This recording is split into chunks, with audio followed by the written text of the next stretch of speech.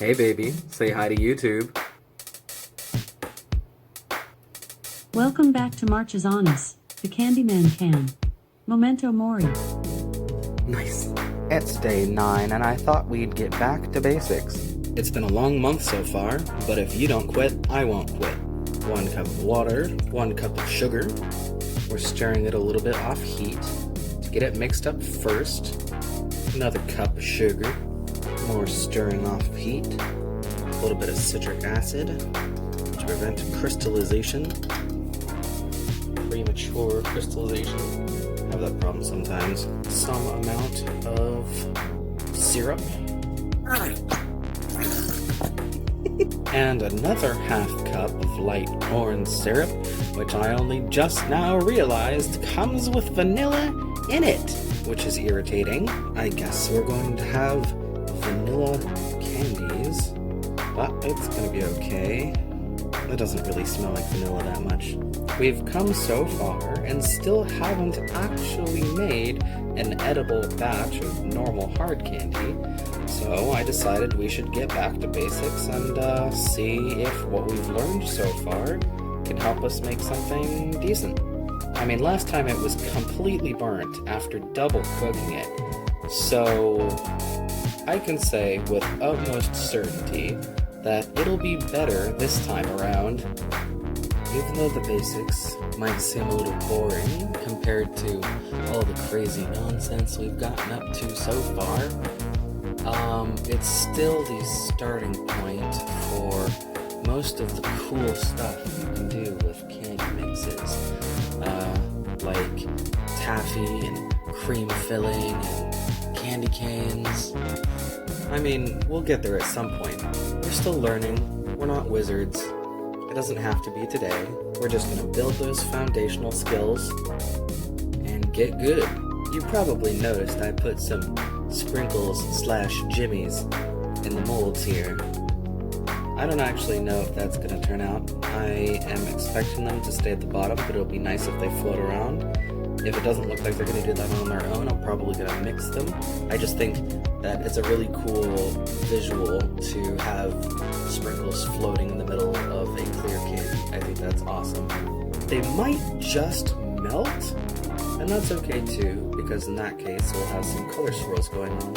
I gotta admit, lately I have not had a clear idea of what to do with my time and my schedule. I think that's something that I just need to develop over time. I was starting to get a little stressed, and that made me want to quit. But then I kind of realized that it's okay to feel stressed. It's just a sign that things matter to you and that you're passionate. As long as you're physically and mentally healthy, it's okay to do things that are difficult, that may put a strain on your infrastructure, so to speak. And that's the situation in which we grow as people.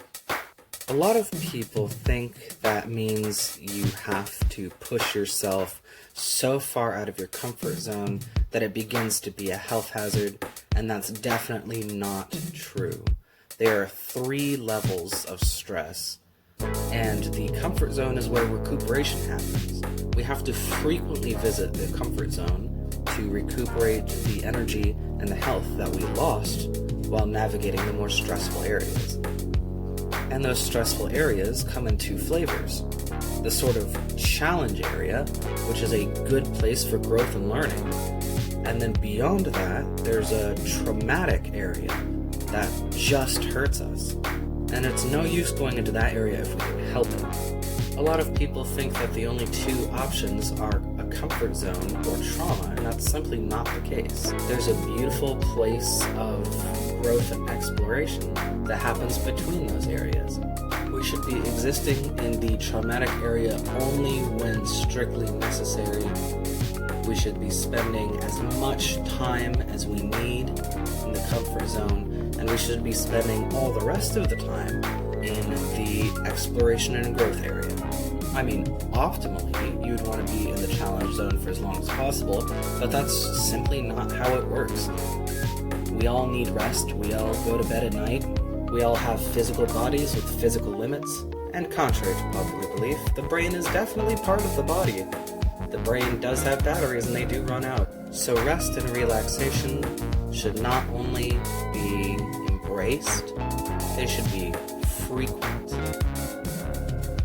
All that is to say that I am exiting my comfort zone, and it's been a while since I've needed a lot of recuperation, so I'm still navigating the difference between stress and trauma. The thing that's making it weird for me is that I didn't always have a choice.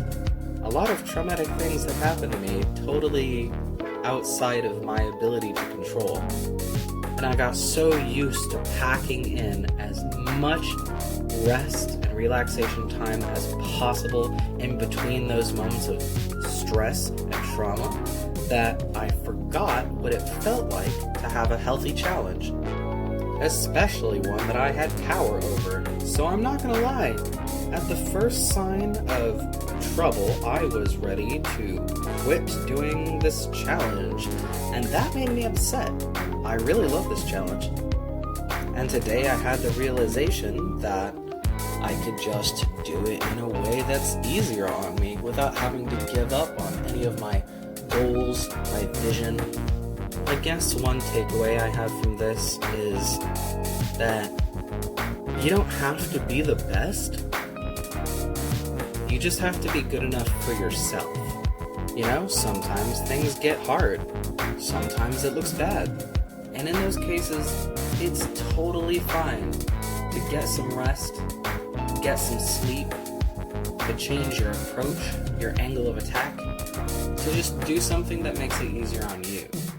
For instance, I have ADD and sometimes I forget about things when I don't have line of sight to them. So I took all the doors off my cabinets, and now I have shelves instead. And that has made my life a lot easier. So I didn't have to give up on what I was trying to accomplish. I just needed to change it to better suit my thinking style, my needs. Sometimes everyone expects us to use this thing that doesn't work for us.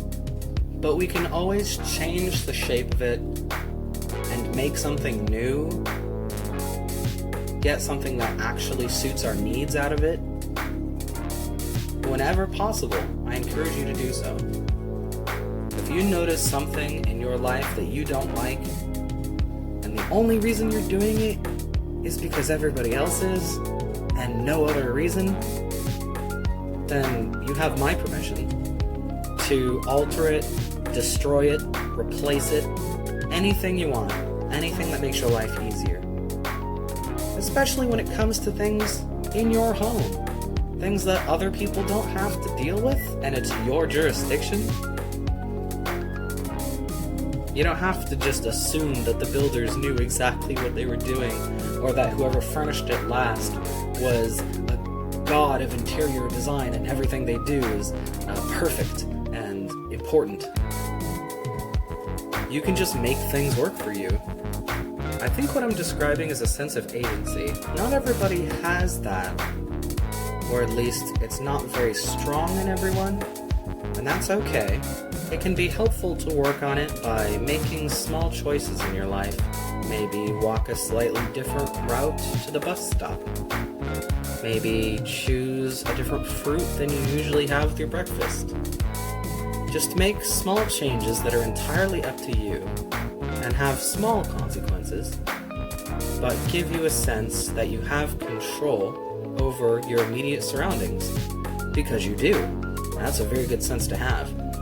Everything we do is permanent, but we can keep making choices over and over until we get the results we want. I've got a lot of nice commercial candy, I've got these rainbow Skittles.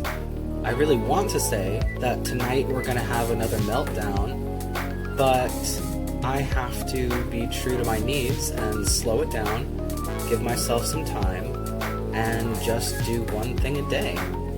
That's me practicing agency over my life and reducing stress for things that I didn't really have to be stressed about. I just kinda put myself in that position by default. We're not quite at heart crack stage yet. We definitely want to get it to a point where after it dries, when it bends, it breaks. I'm having a bubbling problem. I had to turn the heat down. Okay. I'm gonna set it to the side and try to remove some of the liquid. I think it's only in softball state right now. But it's too much, it's too much. I poured them into the third chocolate mold. That one. Hopefully that helps a little bit. Well, it seems to be under control now. I've decided at the last minute that I'm going to add some food coloring to some of these just to see if it works out the way I hope it will. Because this isn't the same kind of process as it was before, these might actually turn out pretty good. It kind of smells like it's starting to burn, but it hasn't quite reached hard crack stage yet. I have the burner all the way on high. It's getting there. I'm gonna pour it into the Pyrex when it reaches the right temp. Alright boys, it's there. We're doing it. By boys, I mean any gender person.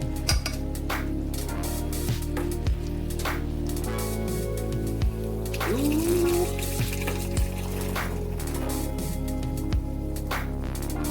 Really hope that's not gonna crack the Pyrex. Is that gonna bubble over? Oh good.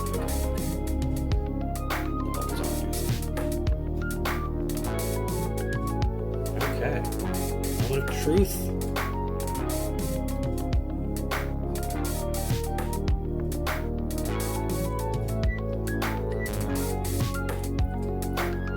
May or may not have our first actual black and white hard candies. Alright. We had some really promising results today. We're hoping for some actual hard candy and not just weird syrup today. The result we're going for should be it's brittle and just a little stress is all it takes to shatter. It should really snap easily, have a nice sort of crisp texture, even sharp if it bends at the right angle. If things go well, it goes well, and if things don't go well, it doesn't matter. We're gonna have a lot of knowledge to gain from this scenario. I was able to test a lot of different things at the same time, which is good. These ones over here are probably gonna stay in a softball stage. I don't really expect them to harden, but these ones, everything seemed to go right. So I'll be very surprised if it doesn't turn out. I'm gonna let these sit for a while and I'm gonna come back when they're cool or when the pot is cool enough that we can test some of the candy left over in there. I taste tested a little piece that was already hardened most of the way, and these actually taste pretty good. Unlike the other ones, these actually taste like candy. I might just pick up the pieces that scattered around and remelt them, or just straight up eat them.